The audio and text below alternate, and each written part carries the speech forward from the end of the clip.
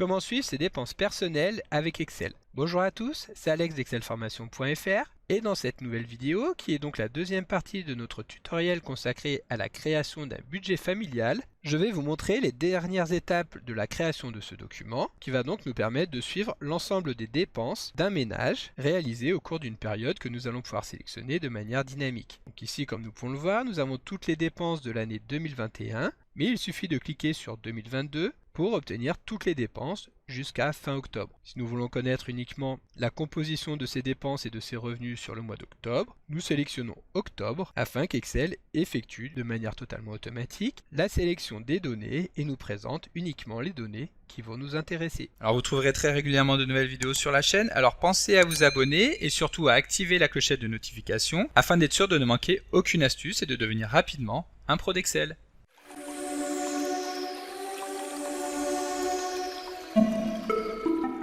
Alors comme je vous l'expliquais dans l'introduction de cette vidéo, nous allons reprendre le déroulement de la construction là où nous l'avions laissé dans la première partie. Et si vous voulez obtenir directement votre exemplaire de ce document, suivez tout simplement le lien disponible dans la description de la vidéo afin d'y saisir vos propres données et donc d'obtenir la synthèse telle que nous l'aurons à la fin de la vidéo. Voilà, donc pour rappel, dans la vidéo précédente, nous avions tout d'abord construit une base de données qui permet donc de venir saisir tous les postes de dépenses et de recettes d'un ménage, avec donc dans cette base de données la date de chaque mouvement. Chaque mouvement est ensuite trié en fonction d'une catégorie, en fonction d'un poste, et donc avec un libellé qui lui est propre. Nous saisissons ensuite le montant, ce qui va nous permettre de déterminer de manière automatique le solde que cela va représenter, c'est-à-dire que s'il s'agit d'une recette, alors la valeur sera positive. En revanche, s'il s'agit d'une dépense, alors la valeur sera négative. Nous allons également vouloir déterminer l'année et le mois en utilisant les fonctions année et mois que nous avons déjà découvert dans une vidéo précédente et qui reposent donc sur la colonne date. Enfin, pour que l'utilisation du document soit la plus simple possible, nous avons également déterminé le mois en toutes lettres dans la dernière colonne. Ensuite, nous avons vu comment créer des tableaux et des calculs intermédiaires qui nous permettent d'alimenter notre tableau de bord avec tout d'abord un système de boutons qui permet de sélectionner les données que nous voulons y afficher. Et ensuite, donc, nous avons déterminé le solde en fin de période, le montant total de l'épargne réalisée au cours de cette période et le taux d'endettement du ménage sur cette période. À présent, donc, nous allons pouvoir continuer le déroulement de la création de ce document en mettant en place tout d'abord un graphique dans lequel nous allons retrouver les soldes de chaque mois de l'année sélectionnée et nous aurons également un petit tableau avec un petit graphique qui va permettre de synthétiser tout d'abord les revenus générés au cours de la période, les dépenses fixes et les dépenses variables. Voilà, donc pour commencer, voyons comment créer un tableau qui va reprendre les soldes de fin de mois. Pour cela, nous nous replaçons sur l'onglet TCD, même si comme nous allons le voir, ici ce n'est pas un TCD que nous allons générer, mais un tableau de calcul intermédiaire. Pour cela, nous allons tout d'abord saisir dans une cellule l'année que nous allons vouloir analyser. Donc ici, nous saisissons année, et dans la cellule T1, nous allons déterminer l'année qui correspond à la date maximale obtenue en utilisant les boutons que nous avons sur notre tableau de bord. Donc pour cela, nous utilisons la fonction Excel année et nous allons chercher l'année pour laquelle nous allons vouloir extraire l'année dans la cellule M5. Nous fermons la parenthèse et ensuite nous validons. Ici, il s'agit de l'année 2022, mais si dans l'onglet tableau de bord, nous choisissons par exemple l'année 2021, alors nous allons pouvoir constater que la formule va nous retourner 2021. Ensuite, nous allons vouloir récupérer les 12 mois de l'année. Donc, dans une colonne que nous allons appeler ID, nous allons saisir 1, 2 et 3. Et ensuite, nous allons sélectionner ces cellules et les étendre donc jusqu'à obtenir les 12 mois de l'année. Cela va donc nous permettre de construire la date de fin de mois, donc date fin mois, cette date que nous allons générer grâce à la fonction date, dans laquelle nous allons saisir tout d'abord l'année que nous avons déterminée dans la cellule T1, que nous allons fixer en appuyant sur la touche F4, ce qui va permettre de pouvoir étendre ensuite la formule sur les cellules situées juste en dessous, et que ce soit toujours la cellule T1 qui soit appelée. Si jamais le fait d'appuyer sur la touche F4 ne permet pas d'insérer les dollars automatiquement, c'est probablement que vous êtes sur un ordinateur portable, et donc dans ce cas-là, il suffit d'appuyer en même temps sur la touche fonction qui se trouve en bas à gauche de votre clavier, la plupart du temps à côté de la touche contrôle. Ensuite, donc, nous allons saisir un point virgule, et pour récupérer le mois de la date, nous allons tout simplement cliquer sur l'idée de la ligne. Et donc pour finir, nous allons saisir le 1 pour récupérer le premier jour du mois. Lorsque nous validons, nous allons récupérer donc le premier jour du mois qui correspond à l'année sélectionnée et pour obtenir le dernier jour de ce mois, nous allons encapsuler ce résultat en tant qu'argument de la fonction fin.mois. Cette fonction fin.mois attend deux arguments. Tout d'abord la date de départ et ensuite le décalage que nous voulons effectuer en nombre de mois. Ici nous voulons rester sur le mois que nous venons de calculer, donc cet argument mois aura pour valeur 0. Nous validons ensuite la formule et maintenant nous avons bien le dernier jour du mois. Ensuite il ne restera plus qu'à étendre la formule sur toutes les cellules de la colonne. Cela étant fait, nous allons maintenant vouloir obtenir le mois en toutes lettres, ce qui nous permettra ensuite de l'afficher dans notre graphique. Et pour obtenir le mois en toutes lettres, nous allons utiliser une fonction que nous avions découverte dans la première partie de ce tutoriel, qui est la fonction text. Cette fonction text permet de convertir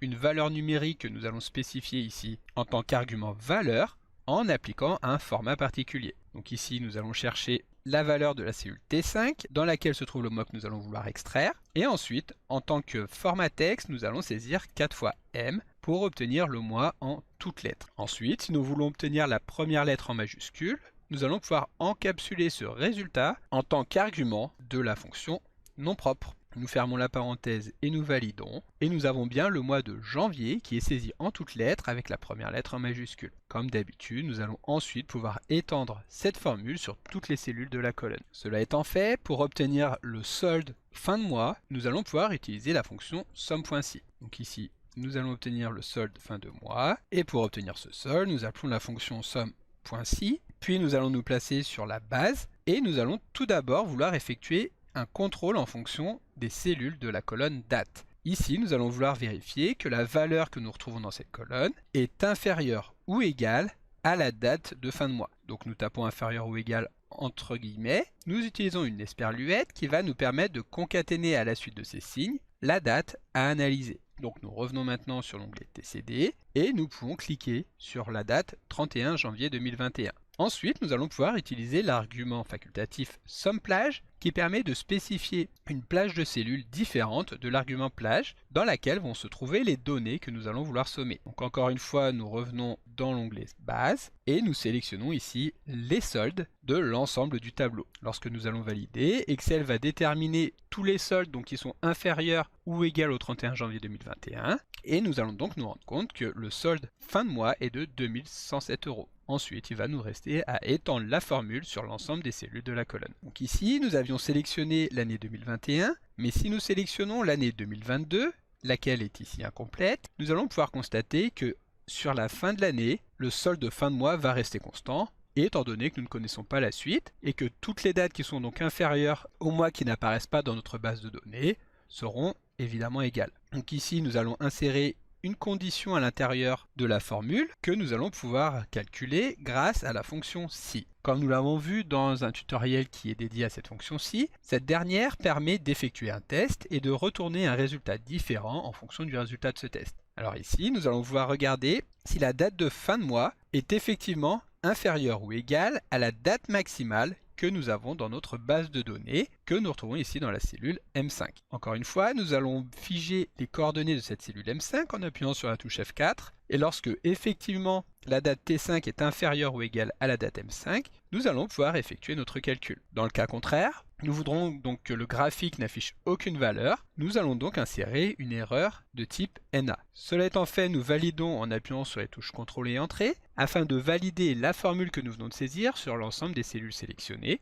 Et maintenant, nous allons pouvoir constater que si le mois n'est pas encore réalisé, alors la formule nous renverra une erreur NA. Cela étant fait, nous allons pouvoir insérer notre graphique en sélectionnant ici les deux dernières colonnes, celle dans laquelle se trouve le mois en toutes lettres et celle dans laquelle se trouve le solde de fin de mois. Ensuite, pour insérer le graphique, nous allons nous rendre dans le menu Insertion et dérouler donc la catégorie des courbes pour choisir une simple courbe en 2D. Comme nous pouvons le constater ici, notre courbe s'arrête effectivement avec le mois d'octobre et il n'y a aucune donnée de saisie en novembre ni en décembre. Ensuite, pour intégrer ce graphique directement sur notre tableau de bord, nous appuyons sur CTRL X et nous allons le coller donc sur l'onglet tableau de bord. Cela étant fait, nous allons pouvoir donc le placer à l'intérieur de l'encart qui est dédié au solde de fin de mois et également redimensionner le graphique pour qu'il apparaisse sur la pleine taille de l'encart. Ici, pour gagner un petit peu de place en hauteur, nous allons pouvoir supprimer le titre, qui fait donc doublon avec le titre de l'encart que nous avons juste au-dessus. Et nous allons maintenant pouvoir mettre en forme ce graphique. Donc pour cela, nous allons nous rendre dans le menu mise en forme, et nous allons commencer par supprimer la couleur de remplissage, en choisissant aucun remplissage, et nous allons également supprimer le contour en choisissant aucun contour. Tant que le graphique est sélectionné, nous allons maintenant modifier la couleur de l'ensemble des textes qui se trouvent sur ce graphique, que nous allons afficher en gris clair. Ensuite, nous allons supprimer les traits horizontaux, et maintenant il va nous rester à mettre en forme la courbe. Pour cela, nous la sélectionnons, puis nous effectuons un clic droit afin de cliquer sur mettre en forme une série de données. Dans l'onglet remplissage, nous allons choisir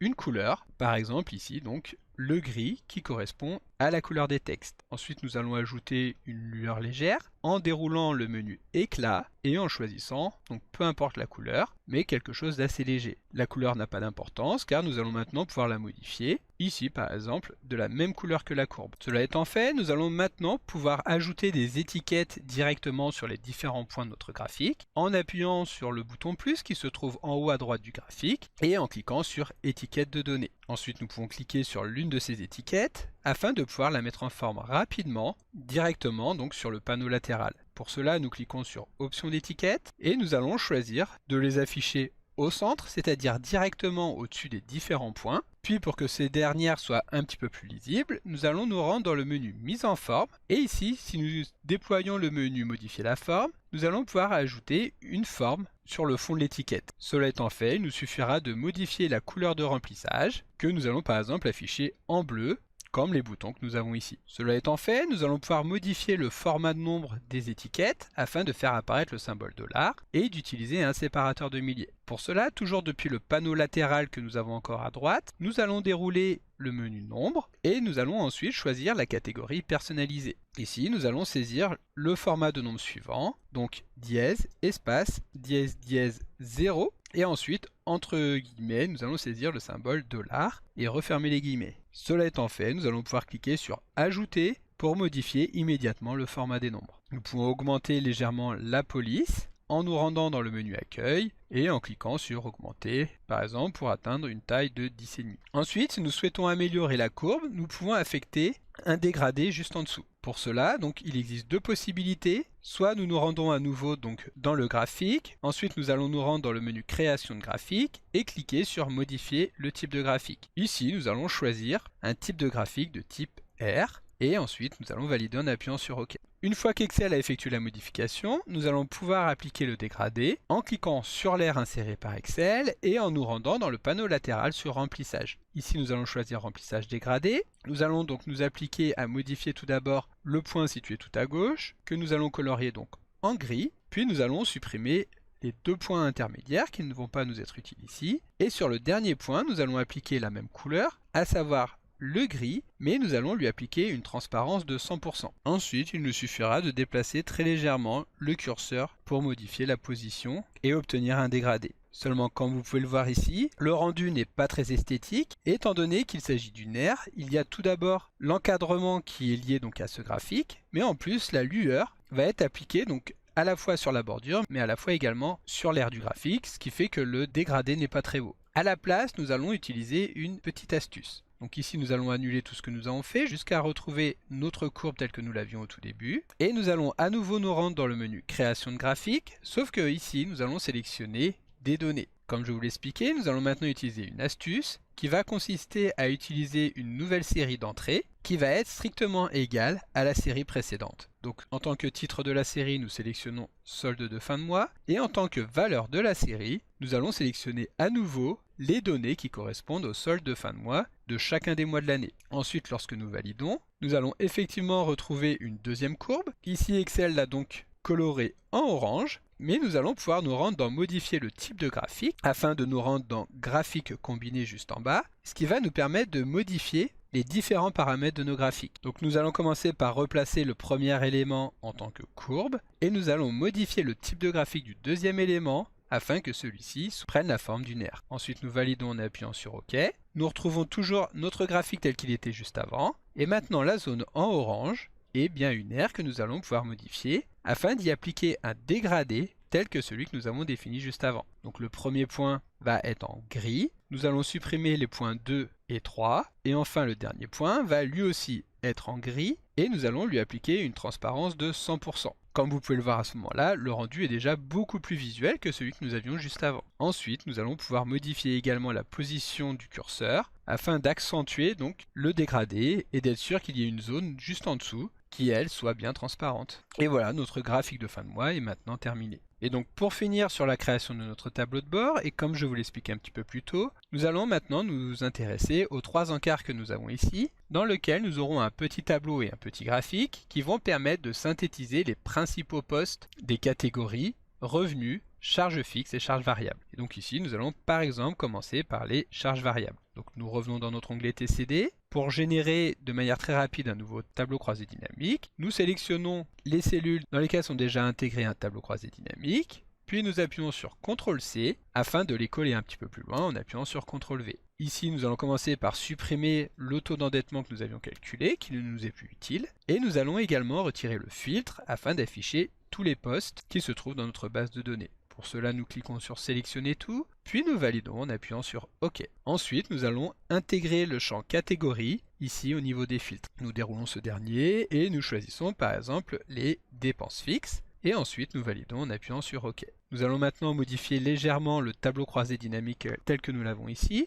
Tout d'abord, nous ne voulons pas que les valeurs apparaissent en négative. Pour cela, il suffit de remplacer le champ solde par le champ montant. Cela étant fait, nous allons vouloir classer les données afin de faire apparaître les postes les plus importants au tout début. Donc nous déroulons le bouton des postes, puis nous cliquons sur option de tri supplémentaire. Ici, nous allons pouvoir choisir donc d'effectuer un tri descendant, c'est-à-dire avec les valeurs les plus élevées au début et allant vers les valeurs les moins élevées. Nous choisissons d'appliquer ce tri non pas en fonction des étiquettes de poste, mais en fonction des valeurs qui se trouvent dans la colonne montant. Ensuite, nous validons en appuyant sur OK et nous retrouvons effectivement les valeurs les plus élevées tout en haut de notre tableau. Pour que ces données soient également synthétiques, nous allons vouloir n'afficher que les 5 valeurs les plus élevées. Nous générerons par la suite dans notre tableau une ligne qui reprendra tous les autres postes qui ont été omis. Pour cela, nous déroulons à nouveau le bouton poste et cette fois-ci, nous allons nous rendre sur filtre s'appliquant aux valeurs. Tout en bas, nous cliquons sur 10 premiers, sauf que comme je viens de vous l'expliquer, ce n'est pas les 10 valeurs les plus élevées que nous allons vouloir obtenir, mais uniquement les 5 valeurs les plus élevées. Cela étant fait, nous validons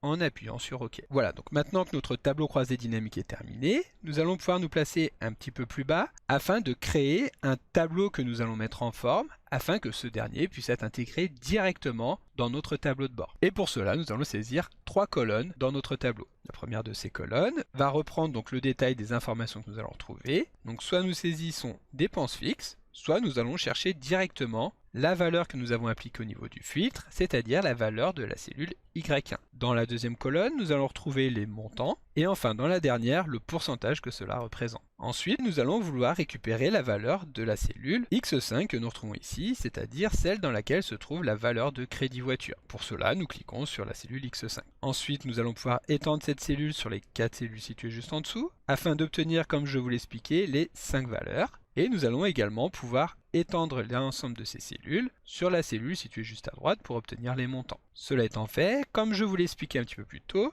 nous allons également ajouter une ligne autre qui va permettre de reprendre les valeurs des lignes qui ne sont pas affichées dans le tableau. Pour cela, nous allons tout simplement effectuer une soustraction des valeurs que nous retrouvons dans notre premier tableau, dans lequel nous avons ici les dépenses fixes qui sont saisies ici en négative. Nous allons tout simplement insérer un moins juste avant pour les obtenir en positive. Nous pouvons donc voir que l'ensemble des dépenses fixes est de 26 330 €, auquel nous allons retirer la valeur totale des dépenses que nous avons dans notre tableau, c'est-à-dire ici le résultat de la cellule Y10, sauf que si nous cliquons sur cette cellule comme nous venons de le voir, alors Excel ne va pas récupérer la valeur qui correspond, mais va utiliser la fonction lire données tab croise dynamique. Donc ici, nous allons supprimer l'appel à cette formule, et nous allons saisir directement les coordonnées de la cellule, c'est-à-dire comme nous venons de le voir, la cellule Y10.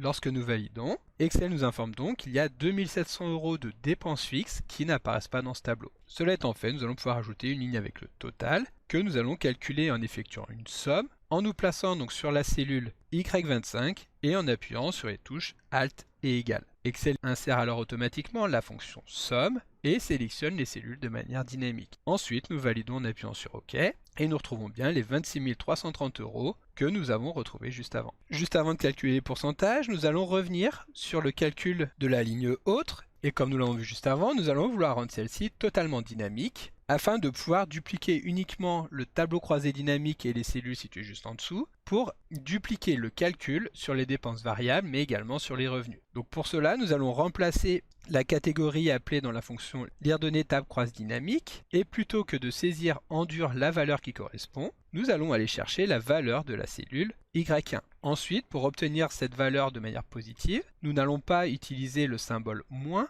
étant donné que lorsque nous allons vouloir calculer les revenus, celui-ci prendra l'opposé donc des revenus et nous générera une valeur négative. À la place, nous allons tout simplement encapsuler ce résultat en tant que paramètre de la fonction ABS qui permet de récupérer une valeur absolue d'un nombre que nous passons en paramètre. De cette manière, le résultat sera ainsi toujours positif. Ensuite, nous fermons la parenthèse et nous validons. Et évidemment, ici, le résultat sera toujours exactement le même. Sauf que si nous modifions la valeur donc, de la catégorie, afin d'obtenir par exemple les dépenses variables, Excel va mettre à jour le tableau croisé dynamique, mais également le tableau que nous avons juste en dessous. De la même manière, nous pourrons sélectionner les revenus et valider en appuyant sur OK. En revanche, nous pouvons ici constater un problème. En effet, Excel a bien repris ici les 3 lignes qui correspondent aux différents postes de revenus, sauf que étant donné qu'il n'y en a que 3 et non 5 ou plus, il a également récupéré le total général de notre tableau croisé dynamique. Évidemment, ce n'est pas ce que nous voulons obtenir ici. Donc pour cela, nous nous plaçons sur notre tableau croisé dynamique, puis depuis le menu création, nous allons désactiver les totaux en déroulant le menu totaux généraux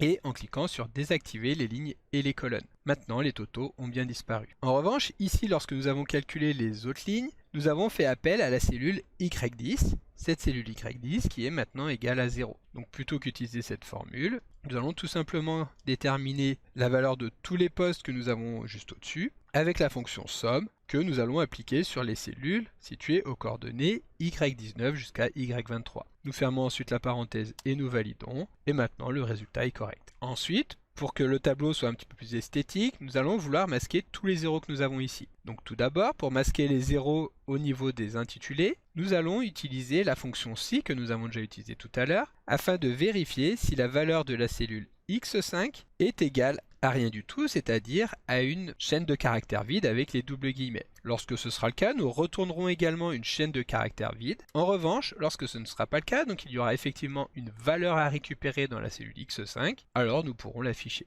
Ensuite, nous fermons la parenthèse et nous validons en appuyant sur CTRL Entrée pour que Excel nous saisisse immédiatement une valeur nulle lorsqu'il n'y a aucune valeur à récupérer. Et donc maintenant pour les montants, nous allons pouvoir récupérer exactement la même formule. Une autre astuce peut également consister à modifier le format de nombre. Donc ici nous sélectionnons toutes les cellules de la colonne, puis nous effectuons un clic droit afin de cliquer sur format de cellule. Ici nous allons choisir d'appliquer un format particulier qui va donc tout d'abord nous afficher la valeur sous sa forme monétaire, c'est-à-dire en utilisant le format que nous avons utilisé tout à l'heure, dièse espace, dièse dièse 0, et entre guillemets nous allons saisir espace euro. Nous fermons les guillemets, puis nous saisissons un point virgule afin de définir quel format nous voulons appliquer lorsqu'il s'agira d'une valeur négative. Ici, étant donné qu'il s'agira toujours de valeurs positives, nous pouvons passer directement au format suivant en appuyant à nouveau sur point virgule, et ici nous choisissons quel format nous voulons appliquer lorsqu'il s'agit d'une valeur nulle. Si nous ne saisissons rien, alors Excel n'affichera aucune valeur dans la cellule. De cette manière, nous validons en appuyant sur OK, les zéros ont bien disparu, et Excel nous a bien affiché le format monétaire. Voilà, donc maintenant nous allons pouvoir calculer nos pourcentages, en sachant que pour obtenir le pourcentage d'un poste par rapport au total, il suffit de diviser le premier par le deuxième, en appliquant ici une référence de type mixte, sur laquelle nous allons bloquer uniquement le numéro de la ligne, ce qui nous permettra ensuite de dupliquer facilement cette cellule lorsque nous allons calculer les autres postes. Ici nous validons en appuyant sur CTRL et Entrée, et Excel nous calcule ici des pourcentages, auxquels il ne restera plus qu'à modifier le format en nous rendant dans le menu Accueil et en cliquant sur Style pourcentage. Comme tout à l'heure, si nous voulons masquer les zéros, nous effectuons un clic droit et nous choisissons Format de cellule, puis depuis la catégorie Personnalisé, nous allons tout simplement appliquer un format avec un 0 pourcentage et ensuite nous allons saisir deux points virgule. Nous validons ensuite en appuyant sur OK et maintenant les zéros ont bien disparu. Maintenant nous allons mettre en forme notre graphique. Pour cela donc nous sélectionnons toutes les cellules et pour bien déterminer comment nous allons le mettre en forme, nous allons supprimer le quadrillage de notre feuille de calcul. Pour cela, depuis le menu affichage, nous allons décocher quadrillage. Ensuite nous allons revenir dans le menu accueil, dérouler le menu bordure et sélectionner toutes les bordures. Pour modifier la couleur de toutes ces bordures, nous effectuons un clic droit sur les cellules et nous choisissons format de cellule. Ensuite, depuis l'onglet bordure, nous commençons par choisir une couleur, donc ici un gris assez clair, et nous choisissons de l'appliquer sur les bordures du contour, mais également les bordures intérieures. Ensuite, nous validons en appuyant sur OK. Pour que les données soient plus lisibles, nous allons également aligner toutes les données sur la droite des cellules, et nous allons appliquer un retrait léger en appuyant sur le bouton Augmenter le retrait. Ensuite, donc, nous allons appliquer une couleur de fond sur les en-têtes de colonne, que nous allons ici afficher par exemple en bleu, et en affichant dans ce cas le texte en gris. Et nous allons appliquer la même couleur, cette fois-ci sur la cellule des totaux. Donc nous les sélectionnons, nous les appliquons en bleu avec un texte en blanc. Ensuite, donc, nous allons augmenter la taille de la première colonne afin que tout le texte puisse être affiché correctement. Et pour finir, nous allons maintenant vouloir insérer un graphique qui va reposer donc sur les données que nous avons ici. Pour cela, nous sélectionnons les colonnes revenus et montants, puis depuis le menu Insertion, nous allons choisir d'insérer un graphique de type secteur et nous allons choisir donc d'insérer un anneau. Ensuite, nous allons nous rendre dans le menu Création de graphique afin de choisir un style de mise en forme rapide, par exemple ici le style numéro 8. Puis nous allons supprimer le type du graphique et nous allons également supprimer la légende. En effet, étant donné qu'il y a peu de données dans notre graphique et dans notre tableau, nous retrouverons très rapidement la correspondance entre les deux. Par exemple ici, le 47% correspond au salaire 2. Cela étant fait, nous allons pouvoir placer le graphique juste en dessous donc de notre table de données, puis supprimer la couleur de fond et la bordure en nous rendant dans Mise en forme, en choisissant remplissage aucun, mais également contour sans contour. Puis pour que le style du graphique corresponde donc avec le style du tableau, nous allons choisir dans Création de graphique de dérouler donc le menu Modifier les couleurs et nous allons ensuite choisir un thème bleu. Si nous voulons modifier la manière dont les segments de nos anneaux sont affichés, nous en sélectionnons un et nous effectuons un clic droit afin de choisir Mettre en forme une série de données. De cette manière, ici nous allons pouvoir tout d'abord séparer les différents éléments de l'anneau en choisissant par exemple un éclatement de 3%. Et nous allons également pouvoir réduire la taille donc du centre en diminuant l'épaisseur de l'anneau par exemple à 40%. Cela étant fait, nous sélectionnons l'une des étiquettes afin de pouvoir tout d'abord augmenter la taille des caractères, par exemple à 10,5, et nous allons également nous rendre dans le menu Options d'étiquette afin de modifier le format de nombre en choisissant ici un format personnalisé, ce format personnalisé qui va être égal à 0 pourcentage, puis deux points virgule afin de masquer les étiquettes qui seraient égales à 0. Pour finir, nous cliquons sur Ajouter pour appliquer le nouveau style que nous venons de mettre en forme. Cela étant fait, nous pouvons sélectionner toutes les cellules de notre tableau ainsi que les cellules du graphique, puis les copier en appuyant sur CTRL-C. Ensuite, nous allons nous rendre dans Tableau de bord et nous allons effectuer un collage spécial de type imagelier. De cette manière, nous retrouvons bien ici le tableau ainsi que le graphique, que nous allons pouvoir positionner à l'endroit souhaité, ce qui nous permet de remarquer ici que les textes ne sont pas lisibles étant donné qu'ils sont de couleur noire sur un fond gris très foncé. Nous revenons donc dans notre tableau, nous sélectionnons toutes les cellules de ce dernier, auxquelles nous appliquons ici un texte de couleur gris. Maintenant, de retour dans notre tableau de bord, les données sont correctement lisibles. Le dernier point qui peut être intéressant à modifier est de masquer ici l'intitulé Autre lorsque la valeur de la cellule est égale à 0. Nous revenons dans TCD, nous nous plaçons ici sur la cellule dans laquelle se trouve le texte Autre. Comme nous en avons maintenant l'habitude, nous allons appeler la fonction si qui va nous permettre d'effectuer un test. Ce test va consister à regarder si la valeur de la cellule située juste à côté, donc la cellule Y24, est effectivement supérieure à 0. Lorsque ce sera le cas, nous afficherons le texte Autre. Dans le cas contraire, nous afficherons une chaîne de caractères vide. Ensuite, nous fermons la parenthèse et nous validons. Et notre tableau est maintenant terminé. De retour dans le tableau de bord, nous pouvons valider sa composition globale. Si jamais les textes ne sont pas très lisibles, nous allons nous rendre dans Format de l'image, donc sur le panneau latéral, ouvrir le menu Taille et Propriétés, puis dérouler le menu Taille et cliquer sur Rétablir pour qu'Excel applique vraiment une échelle de 100%. Ensuite ici, comme nous pouvons le voir, notre graphique n'est pas vraiment centré. Nous revenons sur TCD, nous sélectionnons le graphique que nous allons déplacer légèrement vers la gauche afin que ce dernier soit correctement centré. De retour dans notre tableau de bord, nous pouvons voir maintenant qu'il y a un léger mieux. Ensuite, nous revenons à nouveau ici. Donc si nous le souhaitons, nous pouvons encore modifier très légèrement sa position. Mais surtout, nous allons réduire la taille globale du graphique afin que celle-ci tienne dans les cellules X, Y et Z, ce qui va nous permettre de copier ces cellules afin de pouvoir les coller ici au niveau de la colonne AB et de copier en même temps le graphique. Ensuite, nous allons revenir tout en haut et sélectionner d'afficher par exemple les dépenses fixes et ensuite nous validons en appuyant sur OK pour qu'Excel modifie automatiquement les valeurs que nous retrouvons dans le tableau croisé dynamique, ce qui va également modifier le contenu des cellules situées juste en dessous. Alors ici évidemment le graphique va toujours utiliser la même source de données, donc nous le sélectionnons. Nous nous rendons dans création de graphique et dans sélectionner les données, nous allons modifier les coordonnées X et Y en AB et AC. Donc nous remplaçons X par AB et Y par AC. Ensuite nous validons en appuyant sur OK.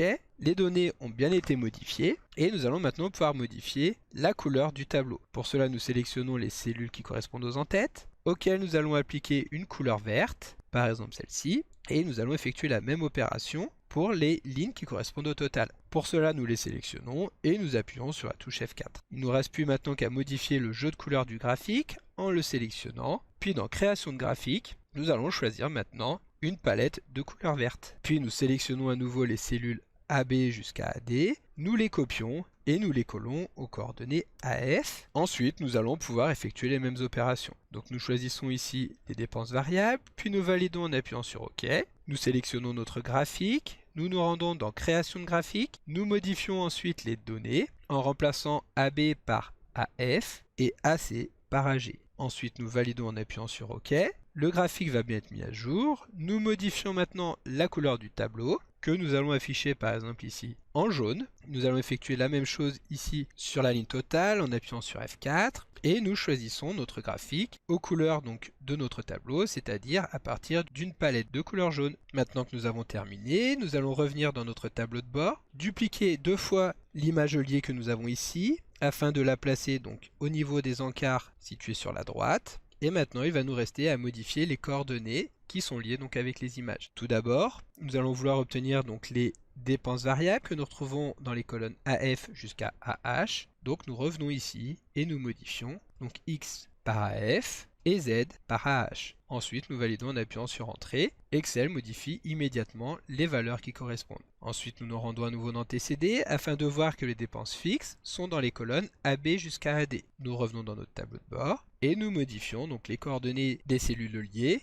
Nous avons dit donc le X devient AB et le Z devient AD. Ensuite, nous validons en appuyant sur Entrée. Et voilà, notre outil de suivi du budget personnel est maintenant terminé. Celui-ci est totalement dynamique. Il suffira donc de sélectionner une année ici parmi la liste de toutes les années disponibles. Et si nous voulons encore réduire l'analyse sur un mois donné, nous pourrons sélectionner ce mois-ci pour avoir les données qui vont correspondre. Si nous voulons insérer de nouvelles données dans notre base de données, il suffira de revenir à l'intérieur de celle-ci. Puis nous allons nous placer tout en dessous et ensuite nous pourrons saisir les informations. Imaginons maintenant que nous ayons eu la chance de gagner au loto. Donc par exemple, nous allons toujours rester sur le 30-10 et nous allons ajouter donc ici une source de revenus. Par contre, si nous déroulons la liste des postes disponibles dans la catégorie revenus, nous allons retrouver les informations que nous avions déjà. Ici, pour insérer un gain qui n'apparaît pas dans cette liste, nous allons tout d'abord nous rendre dans la liste des catégories. Ici, dans la colonne revenus, nous allons par exemple ajouter un nouveau type de revenu,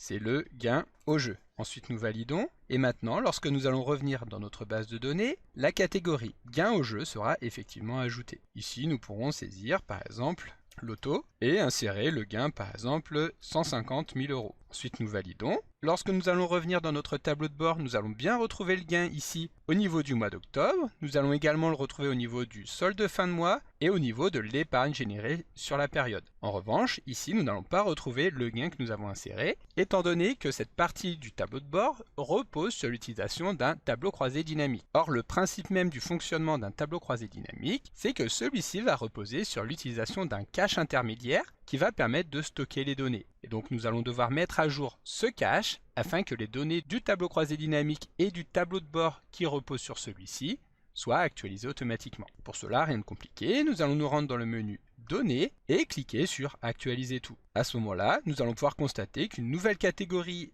est bien inséré dans notre tableau de revenus, qui représente donc 97% de nos revenus. Il s'agit du gain obtenu à l'euro million. Donc pour résumer, à chaque fois que vous allez ajouter, supprimer ou modifier une information dans la base de données, il faudra toujours repasser par cette étape intermédiaire d'actualisation des données à partir du menu données. Et donc maintenant, si vous voulez obtenir le fichier terminé tel que nous l'avons créé au sein de ces deux vidéos, ce qui vous permettra de retrouver chacune des étapes et de pouvoir saisir vos informations directement à l'intérieur de la base de données, suivez simplement le lien disponible dans la description de la vidéo. Vous pourrez ainsi profiter de l'offre exclusive de lancement, disponible uniquement jusque vendredi minuit. En commandant votre fichier, vous obtiendrez une archive dans laquelle vous retrouverez celui-ci en 3 versions. La première version, qui est celle que nous avons créée dans cette vidéo, avec un thème de couleur gris foncé, mais vous pourrez également obtenir exactement le même fichier, mais avec un thème cette fois-ci gris clair. Et enfin, le troisième fichier sera toujours identique, avec cette fois-ci un thème bleu. Merci d'avoir suivi ces deux vidéos, et à très bientôt pour de prochains tutos.